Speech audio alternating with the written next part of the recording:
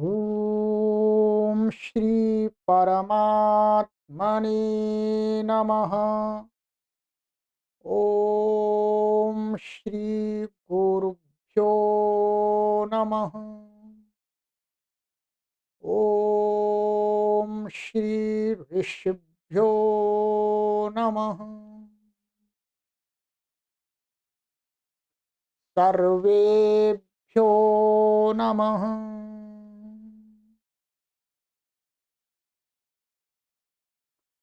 देववाणी संस्कृतम YouTube channel में आप सभी संस्कृत प्रेमियों का हार्दिक अभिनंदन।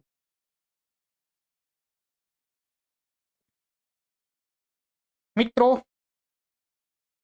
शून्य स्तर से शुद्ध संस्कृत संभाषण एवं लेखन सीखने की हमारी यह श्रृंखला सरल संस्कृत शिक्षा प्रारंभिक रचनानुवाद कौमुदी चल रही है। 12 वर्ष से लेकर के 100 वर्ष की आयु के कोई भी पाठक इस सीरीज के माध्यम से ऑनलाइन निःशुल्क शुद्ध संस्कृत संभाषण और लेखन सीख सकते हैं। ठीक है, चलिएगा आरंभ करते हैं। पुस्तक को ओपन कर लेंगे और हमारा गत कक्षा में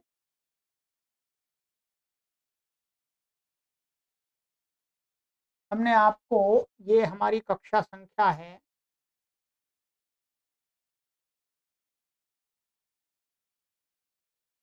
एकोनविंशतितमी, अर्थात 19वीं कक्षा है। 18 कक्षाएं आपको हमने पढ़ा दी हैं। ठीक है, 18 कक्षाएं पढ़ा दी हैं और हमने प्लेलिस्ट बना दिया एक सरल संस्कृत शिक्षा। ठीक है, उस पर क्लिक करके आप पीछे की सभी कक्षाओं को क्रम पूर्वक पढ़ सकते हैं। और मित्रों, ये व्हाट्सएप नंबर दिया गया है आपको। ठीक है, ये कोई भी शंका हो, आपको कोई भी प्रश्न हो हमारी कक्षाओं से संबंधित, तो आप इसको निःशुल्क पूछ सकते हैं। कोई आपसे फीस नहीं ली जाए। क्या फीस आपसे नहीं ली जाए। आप सभी से एक निवेदन ये भी किया जाता है कि ये हमारा निःशुल्क संस्कृत शिक्षण केंद्र है, परंतु इसको संचालित करने के लिए धन व्यय होता है, पैसे खर्च होते हैं प्रति माह। सभी लोग जो कार्य करते हैं और स्थान, बिजली आदि सब कुछ व्यवस्था, कार्यालय आदि जो भी सब कुछ संचालित होता है, उसके लिए पैसे व्यय होते हैं और फीस किसी से ली नहीं जाती है। केवल आपसे दान के लिए निवेदन किया जाता है। कोई बाध्यता नहीं है। आप सभी से ये निवेदन किया जाता है कि आप सभी संस्कृत भाषा को सीखें और आप सीखें इसी प्रकार से आगे भविष्य में और भी लाखों लोग सीख सकें। लाखों लोग कब सीख सकेंगे? ये कार्यक्रम निरंतर आगे चलता रहे और निरंतर कार्यक्रम को चलाने के लिए धन की आवश्यकता होती है। तो आप सभी अपना परम कर्तव्य समझ करके, कोई बाध्यता नहीं है, कोई आप पर जबरदस्ती नहीं है। ठीक है, ये ज्ञान का भंडारा है। जैसे भोजन के भंडारे चलते हैं, वहां पर आप खाने जाते हैं भंडारा, तो कोई आपसे जबरदस्ती दान नहीं मांगता। कई लोग नहीं देते हैं, खा के आ जाते हैं, कोई मना तो नहीं करता। ठीक वही प्रकार यहाँ है, या सब लोग विज्ञान का भोजन करें, मनाही किसी को नहीं है, परंतु वो भंडारा चलता रहे, इसलिए आपसे निवेदन किया जाता है कि आप हमारे इस अभियान के स्वयं मासिक सहयोगी बने। जो भी परमात्मा ने आपको सामर्थ्य दिया है, उसके अनुसार आप महीने में किसी भी तारीख को आप अपना हमें सहयोग भेज। इसके साथ ध्यान रखेंगे, आपको ये भाव मन में रखना है कि मैं फीस नहीं दे रहा, मैं पढ़ रहा हूं इसलिए चलो थोड़ा सा पैसा दान कर रहा हूं, नहीं। आपको भाव रखना है कि मैं ये जो सहयोग कर रहा हूं इससे लाखों लोग संस्कृत भाषा सीखेंगे। ये भाव रखना है सबको। आप अपनी पढ़ाई के लिए फीस नहीं देंगे, आप दूसरे लाखों लोगों को पढ़ने के लिए यहां सहयोग कर रहे हैं, ये भाव आपको रखना है। ठीक है, और ये भाव आप अपने अंदर रखेंगे तो आप हमारा निरंतर सहयोग कर पाएंगे। और आप ये भाव रखेंगे कि हम पढ़ रहे हैं, चलो कुछ सहयोग कर देते हैं, तो हो सकता है आप 2 4 5 महीने पढ़ें, 1 साल पढ़ें, 2 साल पढ़ें, फिर आपके मन में विचार आए हम तो पढ़ नहीं रहे, तो नहीं। इसलिए आपसे हम शुल्क नहीं ले रहे, आपको पढ़ा रहे हैं इसलिए नहीं ले रहे, हमें लाखों लोगों को पढ़ाना है, तो आपके सहयोग से पढ़ाना। तो लाखों लोगों को जो ज्ञान मिलेगा उसका जो पुण्य होगा वो आपको मिलेगा, थोड़ा हमें भी मिलेगा क्योंकि हम भी परिश्रम कर रहे हैं। तो इस भाव से आप हमारे इस अभियान में जुड़े, अपने परिवार के अपने सगे संबंधी लोगों को भी जोड़े, उनको हमारी तरफ से निवेदन कर दें कि भाई वो संस्कृत वाले गुरुजी हैं, वो भिक्षा मांग रहे हैं। हम भिक्षा मांगते हैं, भिक्षा तो हमारी संस्कृति में विद्या के प्रचार प्रसार के लिए भिक्षा का विधान है, तो इसलिए हम तो भिक्षाम देहि भिक्षा मांगते हैं। ठीक है, भिक्षा से ये कार्य चलता है, लंबे समय से चल रहा है, आगे भी निरंतर चलता रहे। तो ये गूगल पे, पेटीएम, फोन पे का नंबर दिया है, ये क्यूआर कोड है, इस पर आप अपना सहयोग हमें अपनी अनुकूलता से, कोई ऐसा नहीं, और ऐसा भी नहीं है कि हम आपको कोई रसीद देंगे। रसीद इसलिए नहीं दे पाएंगे क्योंकि रसीद काटने में बहुत समय जाता है। ठीक है, इसलिए, और आपको रसीद का कोई प्रयोजन हो है नहीं। ठीक है, हमें कार्य करना है आपके सहयोग से। ठीक है, तो रसीद में समय क्यों व्यर्थ नष्ट करना, उतना हम पढ़ाई देंगे आप। तो ये निवेदन किया जा रहा है। ठीक है, सभी पाठकों से, और सभी पाठकों से भी निवेदन कि आप अपने सहयोगी लोगों से, अपने सगे संबंधी लोगों से भी हमारा सहयोग कराएं, कार्य को हमें विस्तार देना है थोड़ा। ठीक है, और निरंतर संचालित रखना है। चलिएगा, अब चलते हैं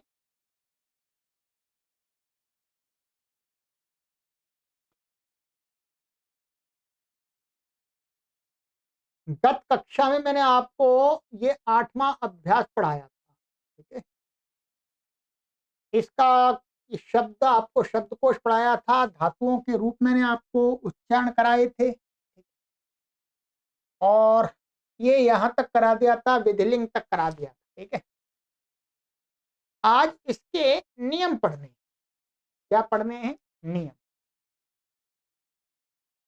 नियम पढ़ेंगे, फिर थोड़ा सा और कुछ कार्य करेंगे। आइएगा, पुस्तक ओपन कर लीजिएगा।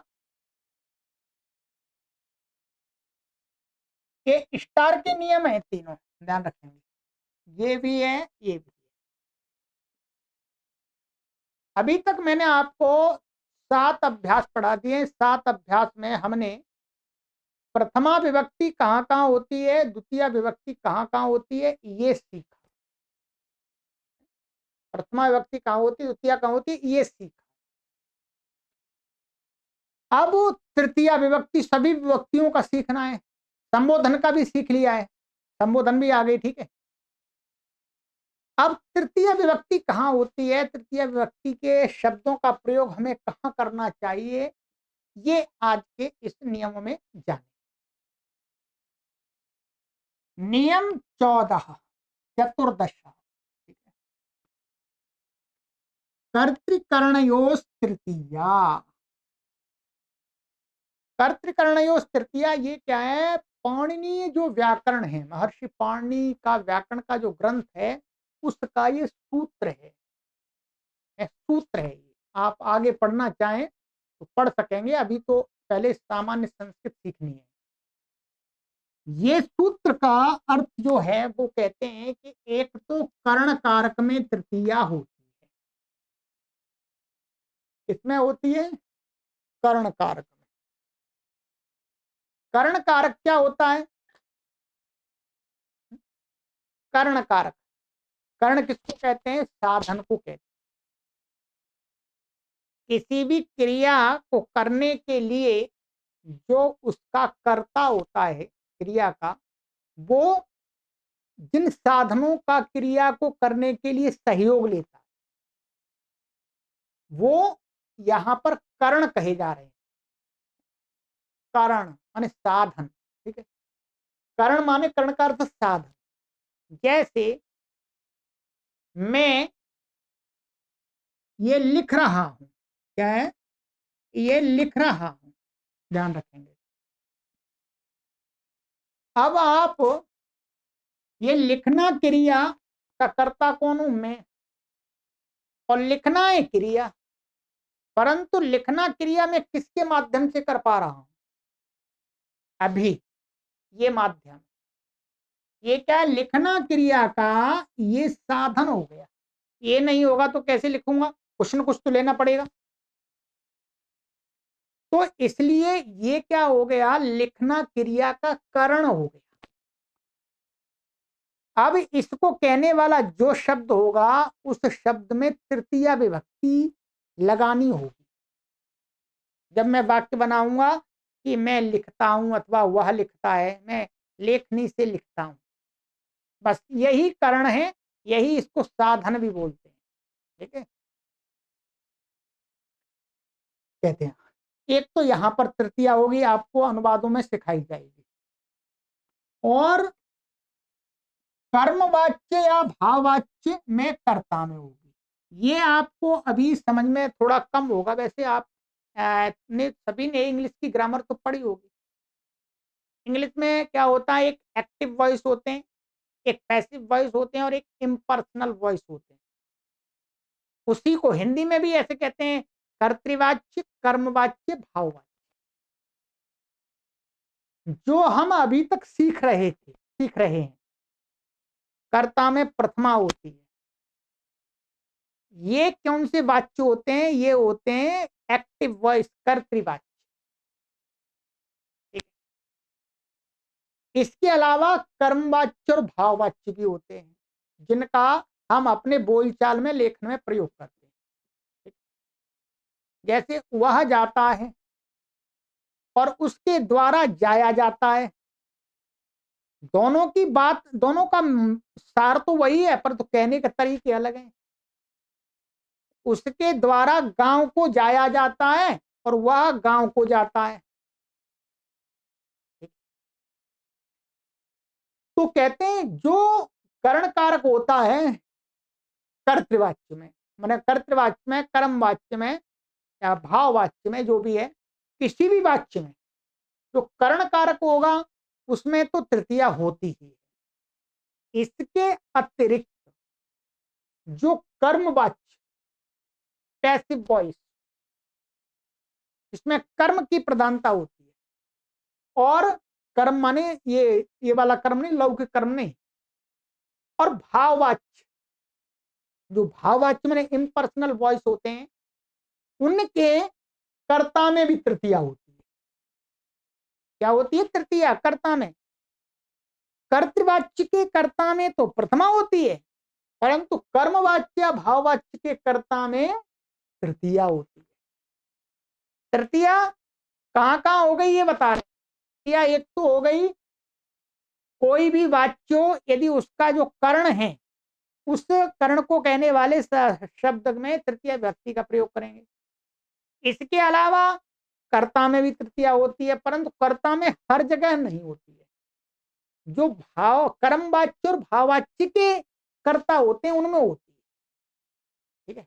कर्तवाच्य में जो बोलने वाला होता है, वक्ता होता है, वो कर्ता को प्रधानता देता है और कर्मवाच्य में कर्म को देता है।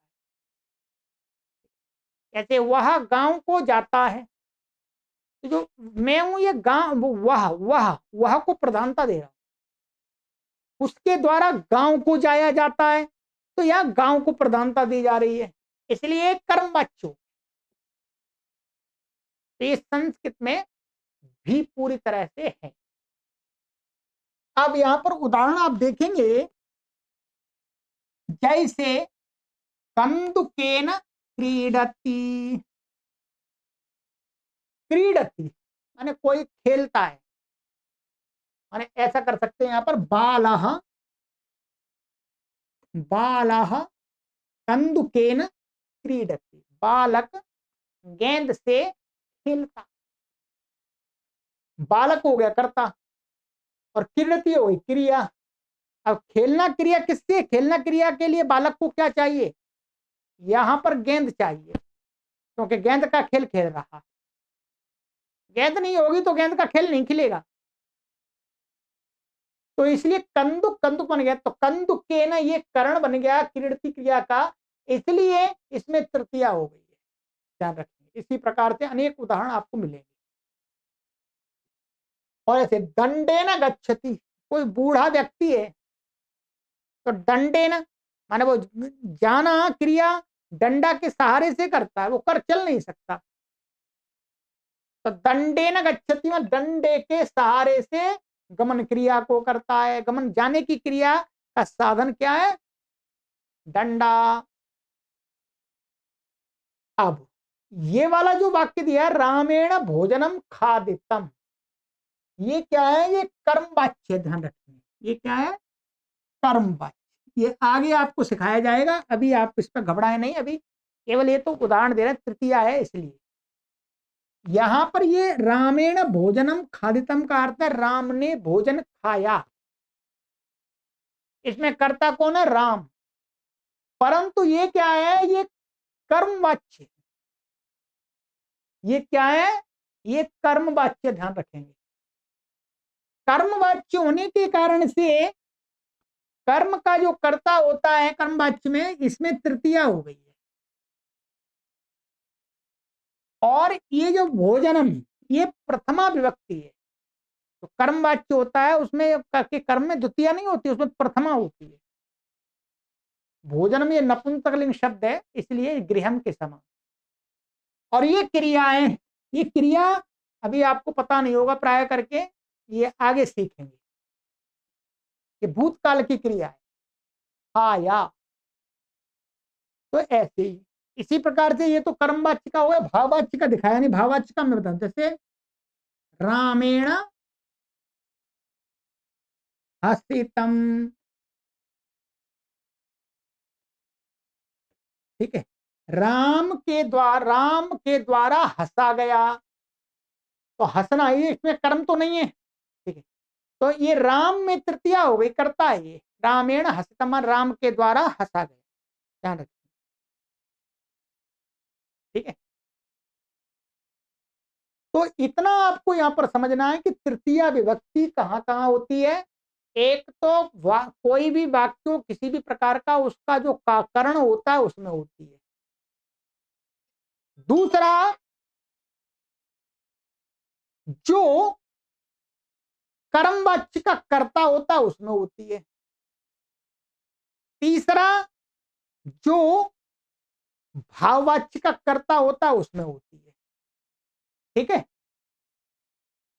तो ये है, ये बस ये आपको इतना समझना, बाकी अनुवाद बनाएंगे तब अभ्यास कराएंगे, ठीक है।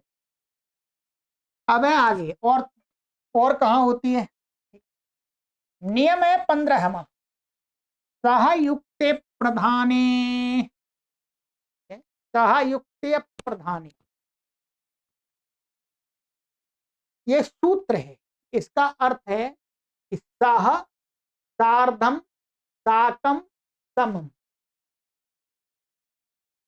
ये जो अव्यय है ध्यान रखेंगे, इनका अर्थ होता है साथ। जब साथ अर्थ में हो, माने जब ये शब्द वाक्य में प्रयोग हो रहे हो और इनका अर्थ हो रहा हो साथ, टुगेदर, तो क्या है, जिसके साथ में इनका संबंध होता है, जिस शब्द के साथ में वाक्य में, उस शब्द में तृतीया होती है। ये तो अव्यय, ये तो ऐसे रहेंगे, के साथ तृतीया होती है।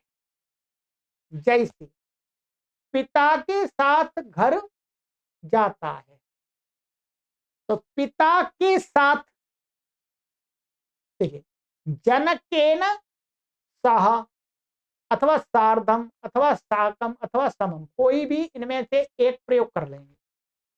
ठीक है, सभी नहीं कर देंगे, एक ही। वाह, गृहम गच्छति माने पुत्र, माने पिता, पिता पिता का पिता है तो पुत्र ही का लगेगा, पुत्र जाता है, तो पुत्र पिता के साथ में घर जाता है। तो साथ में किसके साथ में? जनक। जनक में तृतीया हुई, जनक के ना।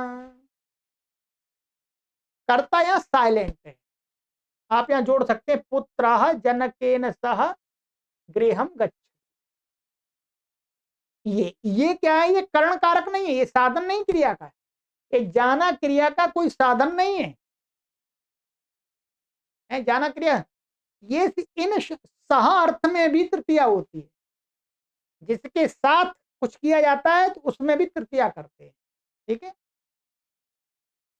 और इसके अलावा कहते हैं नियम 16, किम कार्यम अर्थः प्रयोजनम। ठीक है, चारों प्रयोजन अर्थ में हो तो, माने ये शब्द है किम कार्यम अर्थः प्रयोजनम, इन चारों शब्द जब ये क्या है, प्रयोजन अर्थ में प्रयोग हो रहे हो, एक किम का भी अर्थ, किम का तो क्या भी होता है, और कार्यमपन तो इनके प्रयोजन अर्थ भी होते हैं। प्रयोजन का तो प्रयोजन होता ही है, अर्था का भी प्रयोजन होता है, किम का अर्थ भी प्रयोजन होता है, कार्यम का भी प्रयोजन होता है कभी कभी। तो चारों प्रयोजन अर्थ में प्रयोग होते हो तो इनके साथ भी तृतीया होती है, माने इनका संबंध वाक्य में जिसके साथ होता है उसमें तृतीया होती है। जैसे दुर्जनेन पुत्रेण किम, किम का अर्थ है यहां पर दुर्जन पुत्र से क्या प्रयोजन, किम माने किम माने क्या प्रयोजन, ये कहना चाह रहे। किम कार्यम वही अर्थ है, किम प्रयोजन, कहा अर्थ, कहा माने क्या प्रयोजन है, किम प्रयोजनम माने क्या प्रयोजन है, वही अर्थ। तो इस प्रकार से जब प्रयोजन अर्थवाची ये शब्द हो और इनका माने वाक्य में जिसके साथ संबंध होगा उस शब्द में भी तृतीया हो जाती है। जैसे दुर्जनेन पुत्रेण, इसमें तृतीया हो गई। ये तो पुत्र है और ये इसका विशेषण है, तो विशेषण और विशेषण में समान विभक्ति होती है। ठीक है, दुर्जन पुत्र से क्या लाभ या क्या प्रयोजन, ये इसका अर्थ निकल के आता। ये 3 नियम हो गए इस अभ्यास में, इतना समझ लेना है। इसका एक अभ्यास और है तृतीया विभक्ति, उसके अलावा मैं आपको अपनी तरफ से भी और कुछ बता दूंगा कि कहां कहां तृतीया होगी। ठीक है, तो ये नियम आपको अच्छी प्रकार से समझ लेने हैं। ठीक है, हो सकता है आपको ये कर्मवाच्य भाववाच्य वाला नियम समझने में थोड़ी कठिनाई आए, परंतु वास्तव में ये यहाँ समझाने का नियम नहीं है, ये आगे समझाया जाएगा। यहाँ तो इसलिए दिया है क्योंकि तृतीया का प्रसंग है, इसलिए। ठीक है, नहीं समझ में आए तो कोई परेशानी वाली बात नहीं है, आगे आपको समझाया जाएगा। चलिएगा, ये हो गया। अब इसका देखिएगा यहाँ पर इसका जो गृह कार्य वाला अभ्यास, इसमें मैं आपकी अभी सहायता करूंगा, फिर मैं आपको बनाने के लिए दूंगा। आज क्या है कि आपको बनाने हैं, कल रविवार है, मैंने अभी जो लाइव कक्षा चल रही है उसके अकॉर्डिंग आप उन पाठकों के लिए रविवार है, आगे चल के तो और दूसरा दिन हो सकता है हमेशा रविवार नहीं रहेगा। जब मैंने तो आज पढ़ा रहा हूँ तो आज शनिवार है, कल रविवार है, इसलिए कह रहा हूँ। चलिएगा, अभ्यास नंबर 1, उदाहरण वाक्य, उसे पढ़ना चाहिए अथवा वह पढ़े, दोनों प्रकार से कह सकते हैं, वह पढ़े अथवा उसे पढ़ना चाहिए। तो क्या बनेगा? सह पठेत, विसर्ग हटा भी सकते हैं, स पठेत ऐसा भी कर सकते हैं। ठीक है, स पठेत अथवा सह पठेत। 2, तुझे भोजन खाना चाहिए, त्वम भोजनम खादेः, ये हो गया विधिलिंग का। मुझे जाना चाहिए, ठीक है, मुझे अब यहाँ हिंदी में ऐसे ही बोलेंगे, मुझे, मैं नहीं आएगा, मैं जाना चाहिए, मुझे जाना चाहिए। कर्ता कौन है? मुझे, मैं। तो अहम गच्छेयम। ठीक है। 4, त्वम दुर्जनेन सह तिष्ठेः। त्वम दुर्जनेन सह न तिष्ठेः। क्षमा करें, न छूट गया। तुझको दुर्जन के साथ नहीं बैठना चाहिए। ठीक है।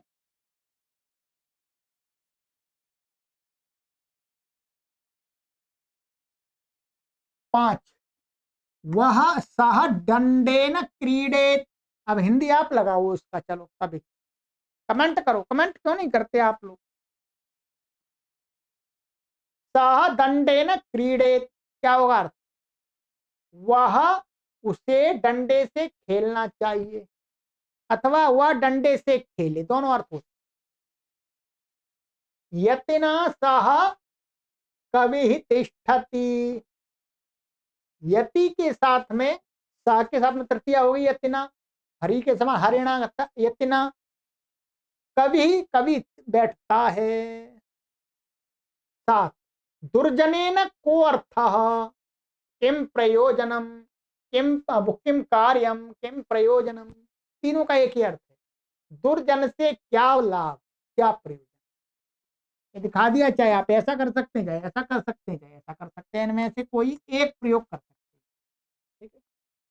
तो दुर्जनेन में तृतीया हो गई। 8, रवि ही दिव्यति। रवि चमकता है, सूर्य चमकता है, प्रकाशित होता है, ये तो सामान्य दिव्य धातु का प्रयोग। बालिका नृत्यति, बालिका नाचती। गृहम नश्यति, घर नष्ट होता है, घर को नष्ट करता है, ऐसा नहीं है। गृहम नश्यति का अर्थ है घर नष्ट होता है। घर को नष्ट करता है, उसके लिए अलग बनेगा, वो आगे बता देंगे क्या। छात्र भ्राम्यति, छात्र घूमता। ठीक है। चलिएगा, ये हो गया आपका। अब आपको मैं आज ये नहीं कराऊंगा, ये करना है पहले आपको। ठीक है। अगली कक्षा में फिर मैं बताऊंगा आपको। अब तो आपको काफी आ गया धीरे धीरे, क्योंकि मैं समझता हूं कि मैं कर देता हूं, फिर आपका बुद्धि थोड़ा कम काम करती है, आप आसानी से कर जाते, फिर सीखेंगे नहीं। तो अब क्या करना है आपको, ये संस्कृत वाक्य बनाओ, ये 25 वाक्य बनाने हैं। इनमें तृतीया के भी हैं, जैसे भी हैं सारे आपको बनाने हैं। ठीक। और इसका मिलान भी करना है। वीडियो का लिंक, मैंने चेक करने की वीडियो का लिंक इसी वीडियो के डिस्क्रिप्शन में मिल जाएगा। फिर मैं दोबारा आपको अगली कक्षा में इनको मैं बोल करके बताऊंगा। इससे अच्छा कुछ नहीं हो सकता, आपका अच्छा अभ्यास हो। ठीक है। कोई भी ट्यूटर आपको ऐसे नहीं कराएगा। चलिए, अब आइएगा, ये बनाएंगे, ठीक है, ध्यान से। शुद्ध अशुद्ध वाक्य और शुद्ध वाक्य। नंबर 1, स जनकस्य सह भ्रमेत, तो गलत। वह जनक, सह में तृतीया होगी, तो सह जन स जनकेन स भ्राम्येत, भ्रम्येत नहीं होगा, भ्राम्येत। एक दूसरा रूप बताया था मैंने आपको, वो ये हो सकता है, वो ये होगा भ्रमेत, ऐसा हो सकता है, पर ये तो गलत है। इसके स्थान में तो ये वाला है। ठीक है। तो दोनों कर सकते हैं, भ्रमेत अथवा भ्राम्येत। 2, दुर्जनात् शिष्यात् को अर्थ, तो गलत है, को अर्थ में तृतीया होगी, तो क्या होगा, दुर्जनेन शिष्येण कोऽर्थः। 3, यहां पर सेनापते सह, यहां पर क्या है, ये अधूरा वाक्य है। अधूरा इसलिए दिया है, यहां पर कोई वाक्य को पूरा बताने का आशय नहीं है। यहाँ मुख्य प्रयोजन है कि आपको तृतीया, सह के साथ में ये पंचमी और षष्ठी नहीं होती है, पंचमी षष्ठी बनता है। यहाँ पर कुछ करता होगा, इसको आप मत रहने दीजिए, बस इतने में देखना है आपको कि सह के साथ कौन सी भी विभक्ति होती है। तो सेनापतिना सह तृतीया होगी यहाँ पर। अब आप कहेंगे यहाँ अधूरा, ये अधूरा रहने दीजिएगा, आप बनाना चाहते बना लीजिएगा। आप कह सकते हैं राजा सेनापतिना सह गच्छति, बन जाएगा बात, राजा सेनापति के साथ जाता है। ठीक है, तो ये वाक्य गलत नहीं है, बिल्कुल सही है, जो यहाँ बताना चाह रहे हैं वो बता दिया इन्होंने। ये हो गया। अब आपको और गृह कार्य दिया जा रहा है।